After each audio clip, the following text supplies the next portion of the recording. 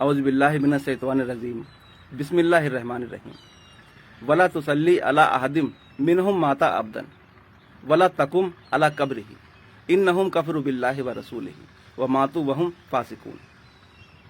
ये सूरह तौबा की आयत नंबर 84 है, जिसमें अल्लाह तबारक व तआला मुनाफिक और फासिक इस तरह के जितने भी लोग हैं उनकी जनाजे की नमाज को पढ़ने से मना कर रहा है और उनकी कब्र जहाँ पर वो दफन किए गए हैं उस कब्र के पास भी खड़े होने के लिए मना कर रहा है, क्योंकि इन्होंने अल्लाह और उसके रसूल के साथ कुफ्र किया है और ये इस हालत में मरे हैं कि ये यानी जो है फासिक थे।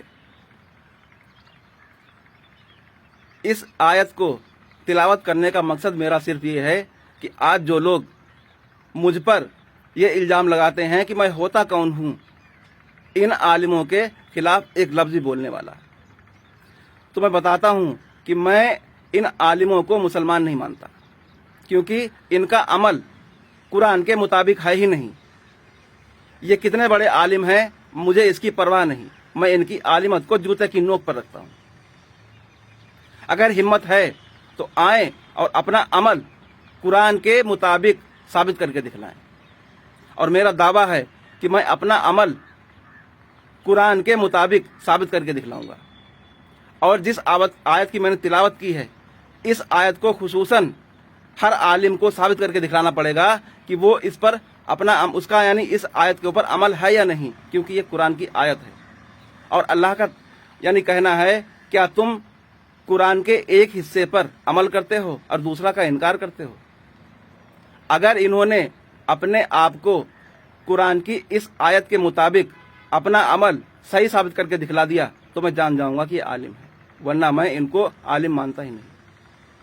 और जिस तरह से इन लोगों ने उम्मत मुस्लिमा के ऊपर फितना दज्जाल यानी कि फिरका वारिद को मुसल्लत कर रखा है, इसके चलते इनके लिए सबसे बड़ी दलील तो यही है इनके बातिल होने की कि इन्होंने उम्मत को फिरकों में बांट दिया।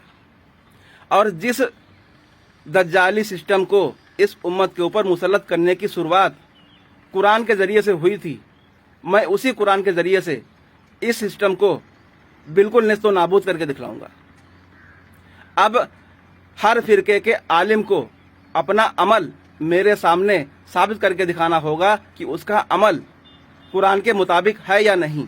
वो कितना बड़ा आलिम है मुझे इसकी परवाह नहीं, वो कितना इल्म रखता है मुझे इसकी परवाह नहीं। मैं इल्म की बात नहीं करता, मैं अमल की बात करता हूँ, क्योंकि जब तक इल्म और अमल दोनों ही इंसान के अंदर ना हो तो वो फासिक और फाजिर ही रहेगा।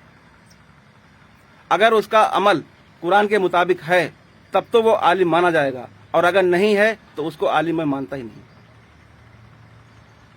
मैं उसको मुसलमान नहीं मानता। आलिम तो बहुत दूर की बात है, आलिम तो हर इंसान बन जाता है और आज हर शख्स आलिम बना हुआ है। मैं उनको भी चैलेंज देता हूं कि आएं और अपना अमल कुरान के मुताबिक साबित करके दिखलाएं, और मैं अपना अमल कुरान के मुताबिक साबित करके ही नहीं, मैं गवाहों के साबित करके दिखलाऊंगा। मैं साबित करके दिखलाऊंगा कि मैंने जिस आयत की तिलावत की है मेरा अमल इस आयत पर है या नहीं, इसकी गवाही एक नहीं सैकड़ों इंसान देंगे। और तुम अपना अमल इस कुरान की आयत के मुताबिक साबित करके दिखला दो, मैं अपने आप को झूठा साबित कर दूंगा, यानी मैं झूठा साबित हो जाऊंगा।